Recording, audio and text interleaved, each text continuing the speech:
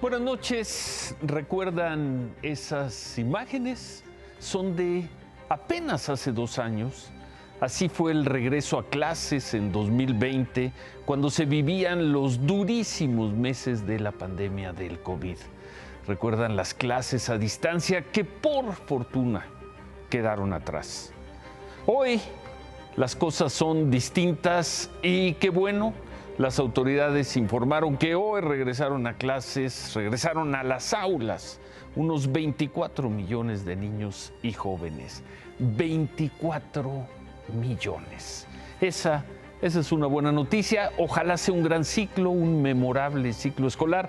Por cierto, quedará para el registro que, de alguna forma, el ciclo 2022-2023 comenzó con 2 secretarias de Educación Pública.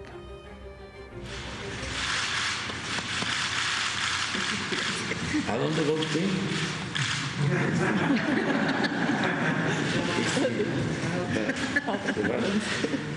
A otra. Pero aquí la queremos mucho. Yo también, estoy muy agradecida. Y muchas gracias a ustedes también. Gracias.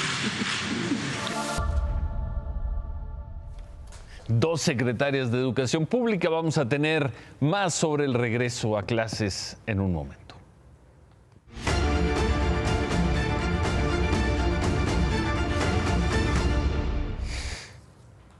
Por desgracia, este lunes no solo se recordará por este hecho festivo del regreso a clases, sino porque hoy, este lunes 29 de agosto, el gobierno federal de manera oficial dio por muertos a los 10 mineros atrapados en el pozo de carbón del Pinabete en Sabinas, Coahuila. Hoy ya se habla de recuperar los cuerpos y de construir un memorial en la zona. Los familiares se fueron del campamento provisional que mantenían desde hace casi un mes, aunque hay familias que denuncian que los hicieron a un lado y que no los tomaron en cuenta para llegar a este anuncio y a estos acuerdos.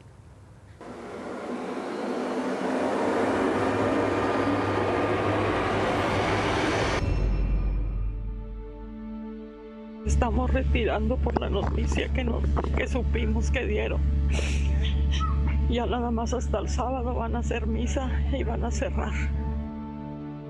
26 días después, cualquier esperanza de encontrar con vida a los 10 mineros atrapados en el Pinabete se esfumó. Hoy, las familias, tristes y con resignación, levantaron el campamento que mantenían en la zona. El sitio donde durante casi un mes esperaban por información diaria que los ayudara a mantener la esperanza. Hoy para algunos solo queda la tristeza y la frustración de pensar que se podía haber hecho algo más para rescatar a los mineros. Gracias, señor presidente, sí, gracias por la ayuda, pero gracias por haber mandado a gente que no sirvió para nada. ¿Por qué mandó gente que no sirvió para nada? Desde un principio la señora no supo qué hacer. La propuesta de las autoridades federales fue realizar un tajo en la mina del Pinabete, una especie de túnel que permita recuperar los cuerpos de los 10 mineros, una labor que va a durar aproximadamente 6 meses. Por eso se habla ya de cuerpos y no de mineros con vida. Vamos muy bien, llegamos a un acuerdo el día de hoy que se consolidó de una manera muy importante. Se va a realizar el tajo a cielo abierto, empezaremos ya. Concluyendo el tajo se hará el memorial como ellas mismas lo solicitaron. Vamos muy bien. La frase elegida por la Coordinadora de Protección Civil el mismo día en el que la realidad llegó a Sabinas. Día en que familiares denuncian que no se les tomó en cuenta para la dura decisión de dejar de buscar sobrevivientes. Ni tampoco saben quién solicitó el memorial que les ofreció el gobierno. No tenemos ni voz ni voto y la decisión está ahí adentro y se le respeta. Yo por mí me hubiera quedado aquí todo el tiempo. ¿Por qué se van? ¿A qué nos quedamos? ¿Y nosotros quién somos? ¿Fotografía o qué? Nosotros queremos a mi hermano. Que no nos hubieran abandonado, que hubiera seguido todo para adelante el tiempo que fuera necesario a seguir bombeando el agua. Había mineros que decían que si bajaba el agua como la vez pasada ellos podían entrar. Día en el que la fe se esfumó del Pinabete. Vamos a levantar el campamento, ya no tiene caso estar sufriendo tanto aquí. Nosotros teníamos una esperanza y ahorita con lo que nos dicen se nos pierde todo.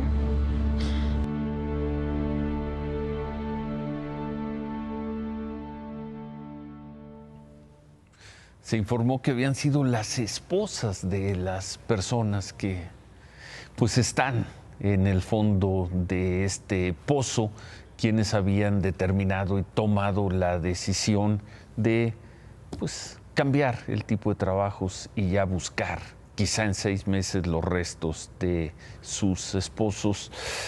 Seguramente mañana en la mañana se precisará esta información, pero como lo hizo hace 2 viernes el gobierno con los estudiantes de Ayotzinapa, con la misma dureza, con la misma rotundidad, ya no habla de desaparecidos, ya no habla de, en el caso de Ayotzinapa, ya no habla de mineros atrapados, en el caso del Pinabete, sino de personas muertas. Un soldado del ejército resultó herido y 2 civiles murieron en un enfrentamiento en Caborca, Sonora.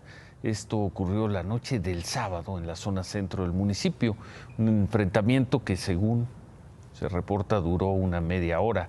Antes de que comenzara la balacera, 2 reporteros llegaron al lugar, ya que se había dado un informe de disparos previos. Los reporteros captaron el inicio del enfrentamiento. Así se está peleando, cuando menos en esa parte del país. Caborca, Sonora, fin de semana. ¿Me iba a pasar? La raza. Copiando. Andre. Esos son balazos, raza, ¿eh? Oiga, váyase. Esos son balazos. Macizos. Se dejó venir la balacera, raza. Se dejó venir.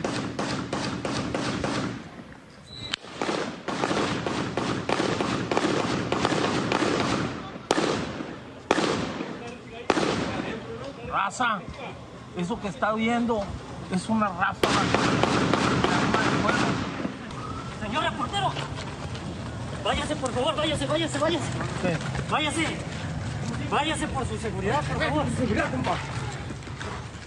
Y pues, vamos a...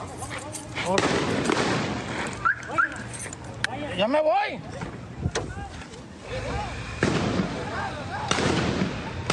Todo eso que está viendo es la balacera, querido auditorio, aquí. En estos momentos, ahorita, por la segunda entre J y K.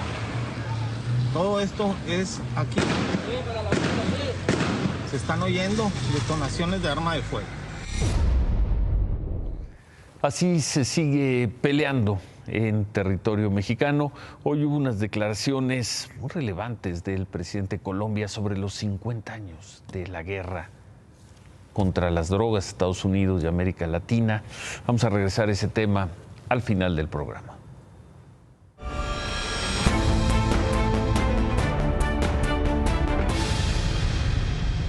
El viernes vimos cómo los precandidatos presidenciales de Morena están tomando la delantera en las redes sociales, en particular en TikTok y en particular Marcelo Ebrard. Incluso el fin de semana su número de seguidores creció, ya está en poco más de 119,000 seguidores, pero Claudia. La otra Claudia. La otra Claudia no se quiere quedar atrás. Claudia, buenas noches. ¿Cómo estás, Ciro? Buenas noches. Así es, la jefa de gobierno ha decidido por qué no tener más presencia en TikTok y la hemos visto más activa que nunca estos últimos días. Pero la carrera en TikTok apenas empieza.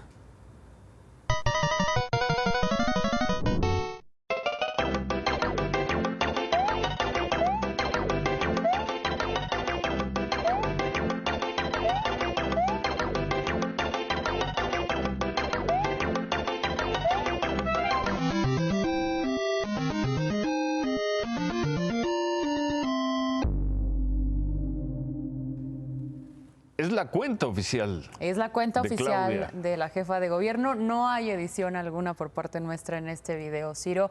Pero Marcelo Ebrard tampoco baja la guardia. Todo indica que sigue y seguirá activo y en el mismo tono. Cuando no quieren aceptar que la quesadilla puede ir sin queso. Parte de las élites todavía no lo aceptan. No lo quieren aceptar. Pero es inevitable, eso ya es imposible de revertir. De nueva cuenta, nosotros no tocamos nada. No, es nada. el TikTok oficial de Claudia Sheinbaum hoy y el TikTok oficial de Marcelo Ebrard hoy. Hoy, por cierto, los senadores del PAN están en sus plenarias. Ellos sesionaron en Querétaro. Ahí estuvo el dirigente del partido, Marco Cortés, el gobernador Mauricio Curi. Por tercera, cuarta o quinta vez, Marco Cortés destapó como posible candidato presidencial a Mauricio Curi, quien al parecer no le entusiasma mucho la idea. Pero también por ahí estuvo la senadora Lili Téllez, que dijo que ella apoyará a quien sea, pero que ella sí le puede ganar a Claudia Sheinbaum.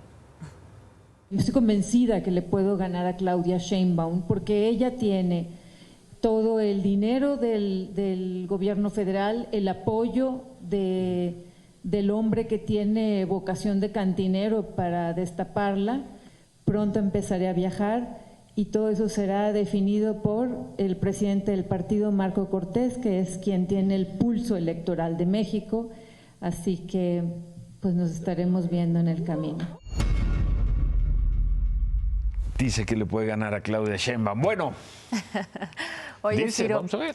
Veremos Sí, cuál sí, será sí. el pulso electoral más adelante. Mientras tanto, esta tarde se anunció un plan integral para el abastecimiento de agua potable en el Valle de México. Promete una fuerte inversión, una inversión de 19,000 millones de pesos. Fue anunciado por la jefa de gobierno, Claudia Sheinbaum, y por el gobernador del Estado de México, Alfredo del Mazo. La puesta en marcha de este plan, que aparenta ser prometedor y que en coordinación con la Conagua compromete, entre otras cosas, reciclar el agua de lluvia y recuperar los servicios ambientales para que no exista escasez de aquí al 2030, por lo menos así en el Valle de México. Y ahora, a quien le llovió y fuerte fue al consejero presidente del Instituto Nacional Electoral, Lorenzo Córdoba. Acudió a la FES Acatlán de la UNAM a dar una conferencia y al concluir, así lo increpó un alumno. Señor Lorenzo Córdoba, hay quienes no nos olvidamos que usted es un racista y que no es bienvenido en la UNAM y que usted no tiene ninguna autoridad moral para venir a hablar de democracia a la UNAM. No, por eso, se lo externamos que usted no es bienvenido en la UNAM y que es usted un racista. ¿Sí? No tiene ninguna autoridad moral para venir a hablar de democracia. ¿Vale? Ni autoridad académica, ni intelectual, ni autoridad política. ¿En qué acabó esto? No, pues él decidió retirarse. Hay que recordar también que esto fue luego de que se filtrara una conversación con el entonces secretario ejecutivo Edmundo Jacobo, donde el consejero presidente del INE, Lorenzo Córdoba, se refería de manera despectiva tanto a los familiares de los 43 normalistas de Ayotzinapa como a los indígenas de México. Hace ya 7 varios años, 7, 8 años. Bueno, en el primer trimestre del año, según el INEGI, se registraron menos muertes que en el mismo periodo del año pasado. Esta es la estadística preliminar de defunciones, la difundió esta mañana el INEGI, y ahí vemos en pantalla cómo creció la cifra hasta 373,000 en el primer trimestre del año pasado y bajó, por fortuna, a 255,000 en el primer trimestre de este año. Pero comparado con el 2020, antes de la pandemia, pues la cifra es más alta. Zacatecas tuvo un fin de semana, un fin de semana violento. Desde la noche del viernes y hasta ayer se reportaron incendios de vehículos, bloqueos en tramos carreteros. Otra vez Fresnillo fue el municipio más afectado, otra vez. Por estos hechos, las autoridades confirmaron que no hubo personas heridas. Todo esto ocurrió unas horas del regreso a clases y bueno, se tomaron precauciones para proteger a los alumnos. Escuelas públicas y privadas de Fresnillo y Valparaíso suspendieron clases, entre ellas la Universidad Autónoma de Zacatecas y el campus local del Instituto Politécnico Nacional. A pesar de esto, se reportó que el 90% de las escuelas en Zacatecas sí volvieron a las clases presenciales. El gobernador David Monreal no se vio muy contento de que la Universidad Autónoma cerrara sus aulas. La Universidad Autónoma tiene que asumir su responsabilidad. Me dolería mucho que al amparo o el pretexto de la seguridad los maestros no acudan a dar clases, porque he estado recibiendo llamadas de molestia de los alumnos. O sea, los alumnos dicen, oiga, pues si nosotros ya estamos aquí para recibir clases y los maestros no están. O sea, llegaron los alumnos y las escuelas cerradas. Pues entonces ya no se le entendía. Acabo de hablar con el rector para que pongan orden, porque ahorita todos estamos haciendo un gran esfuerzo y no se vale que perjudiquen a los alumnos. El que tendría que poner orden sería el gobierno, la autoridad, y tendría que poner en orden a los criminales. Bueno, luego de que habló el gobernador con el rector de la universidad, se decidió que mañana se reanuden las clases presenciales.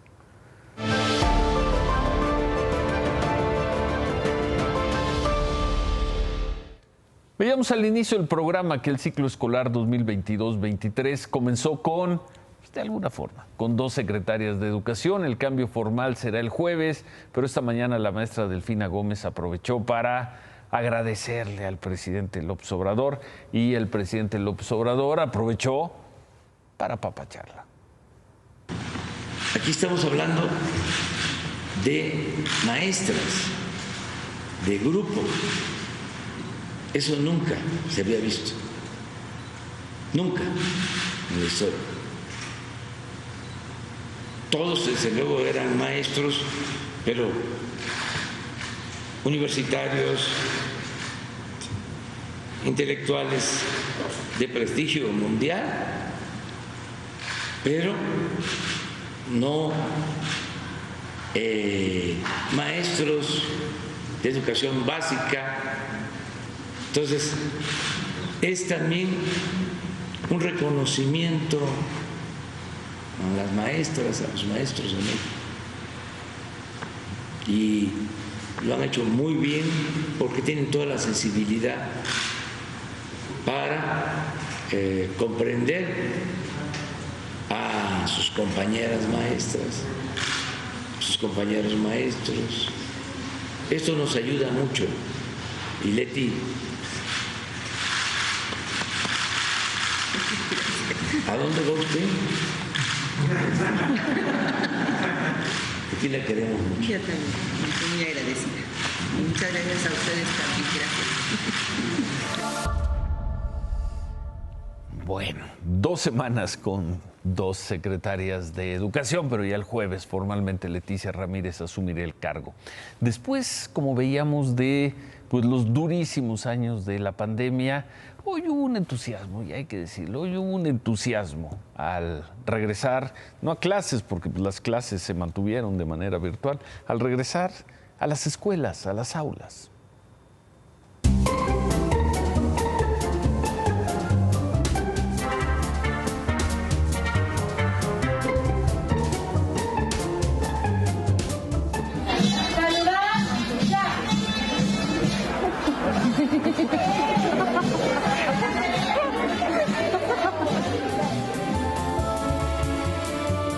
Ya extrañaba a mis compañeros, a los profesores, sí.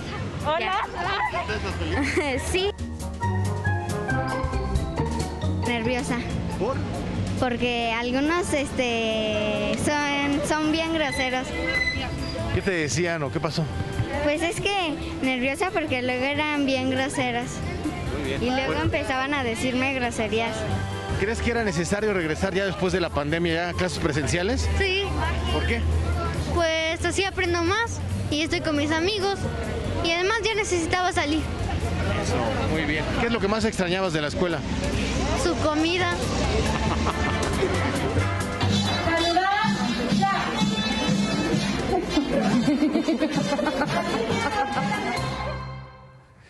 Qué bueno, qué gusto, y como decíamos al inicio del programa, ojalá sea un gran ciclo escolar que ya le tocará encabezar a la secretaria Leticia Ramírez. Mucha suerte. Entre los 24 millones de niños, de jóvenes que regresaron a la escuela, estuvieron estos 46 niños migrantes que están viviendo en Tijuana con sus padres. Son niños haitianos, chilenos, venezolanos e incluso hay chinos que buscan adaptarse al país, en algunos casos al idioma y a la cultura. Regreso a clases. Y hace mes y medio, el 12 de julio, informamos del caso de una niña que desapareció en Ecatepec. Ella salió voluntariamente de casa, como se veía claramente en un video de cámaras de seguridad, luego de que una persona la contactara a través de un videojuego y la convenciera de salirse de su casa.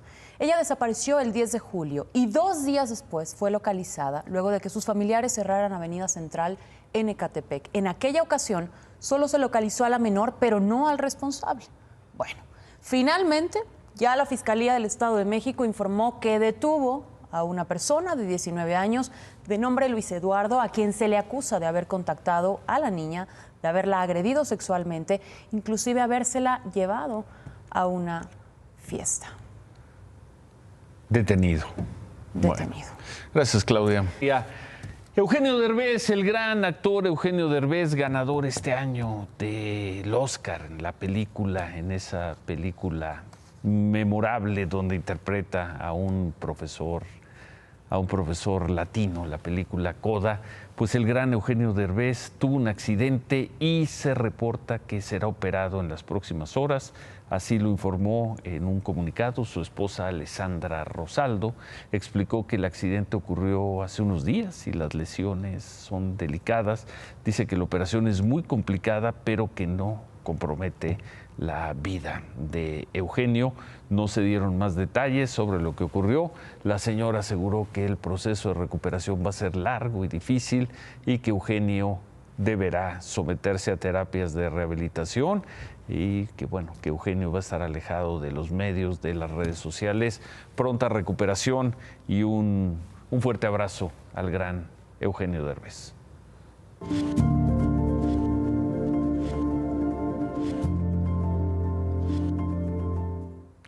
Bueno, y hoy también va a ser recordado este lunes por el homenaje que se le rindió a Silvia Pinal en el Palacio de Bellas Artes. Ahí llegaron colegas, familiares, las autoridades culturales. Doña Silvia Pinal recibió una larga ovación del público que acudió ahí. Hasta Juanito se apareció, figuras, mucha gente. Marco Silva, ¿qué tal estuvo? ¿Qué tal estuvo allá dentro de Bellas Artes? Buenas noches, Marco. Bueno, y qué bueno también, no solo el regreso a clases, qué bueno que poco a poco la ciudad y el país van recuperando estos eventos. En el campus de Ciudad Universitaria tuvo lugar durante todo el mes de agosto una exitosísima temporada, por ejemplo, de la Orquesta Sinfónica de Minería. Terminaron el sábado. Qué gusto que esa etapa terrible, oscura del COVID, poco a poco vaya quedando atrás.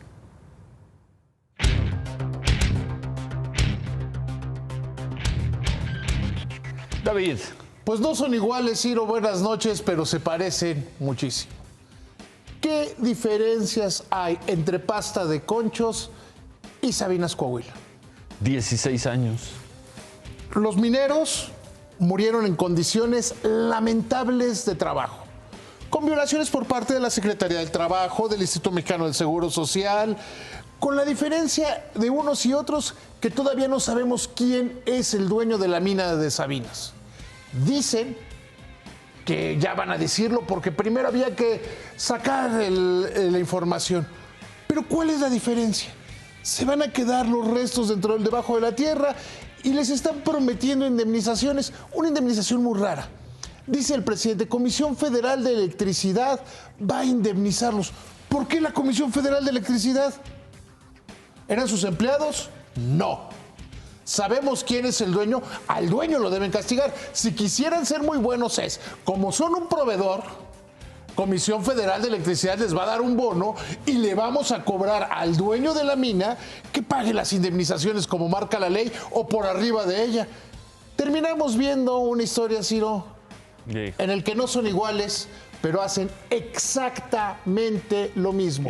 De las displicencias que le acusaban a Javier Lozano en su momento, pues son las mismas que se podría acusar a Luisa María Alcalde, que se le acusaban al presidente Calderón. Fox y luego Calderón, Salazar y luego Lozano, secretarios de Trabajo. ¿Qué cambió para los mineros? Los mineros siguen trabajando en condiciones inhumanas y siguen muriendo en condiciones indignas. remátala, David. No hay plazo que no se cumpla. Y ha llegado el momento de darle otra vez la razón al padre del análisis superior. Está creciendo, gracias a la pandemia, el financiamiento de los bancos a las empresas. Bueno, gracias David. Me recuerdan que entre los grandes eventos de los últimos días en el país y en la Ciudad de México estuvo ayer, Javier, un exitosísimo maratón de la Ciudad de México, donde, pues como siempre, ocurrieron cosas.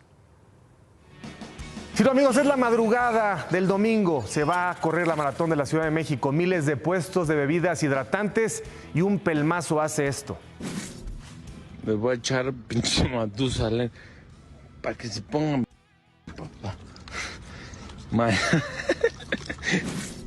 Regresamos con el video completo. Ya le buscan. Quería sus 5 minutos de fama. Pudo haber hecho mucho daño. Regresamos. Se cumple medio siglo de la llamada guerra contra las drogas y el saldo es terrible, es demoledor, en especial para América Latina y muy en especial para Colombia y México.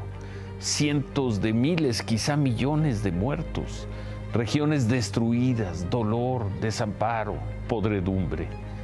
Y ha sido el propio presidente de Colombia, Gustavo Petro, quien hoy levantó la voz para pedir un ya basta. Hemos fracasado en los últimos 50 años en algo que se llamó la guerra contra las drogas. Su balance es 1 millón de latinoamericanos muertos, la mayoría colombianos, cada vez más mexicanos. Yo creo que esta realidad amerita que de la comunidad andina convoquemos una conferencia para discutir la política de drogas, evaluarla, sopesarla con los números, ver objetivamente si conduce a algún puerto o si al contrario nos está hundiendo en el fondo de un abismo violento, sanguinolento, antidemocrático. ¿Alguien le hará segunda al presidente Petro? ¿Lo acompañará en esta el presidente López Obrador? Y si los dos estuvieran de acuerdo, ¿serviría de algo ante Estados Unidos? Medio siglo de pelear contra los cárteles y las mafias. Colombia y México no van ganando, nunca han ido ganando. ¿Por qué habría que creer que algún día ganarán? Se quedan con ¿Qué importa? Gracias, buenas noches. Ánimo.